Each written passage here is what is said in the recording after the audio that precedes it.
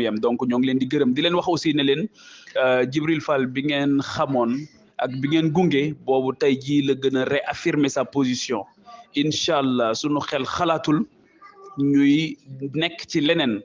lu dul taxawu askanu Sénégal bi ñu jógee dañu waxoon ne sunu yitte moom mooy incarner une troisième voie boobu ci loolu la ñu nekk ba tey jii benn interlocuteur rek la ñu am kenn rek la ñuy waxal muy askanu Sénégal donc te loolu ñoo ngi ciy dalal seen xel bu baax a baax a baax demuñu Benno Bokk Yaakaar waaju ñu dem Benno Bokk Yaakaar sunu xel nekkul ci dem Benno Bokk Yaakaar askan bi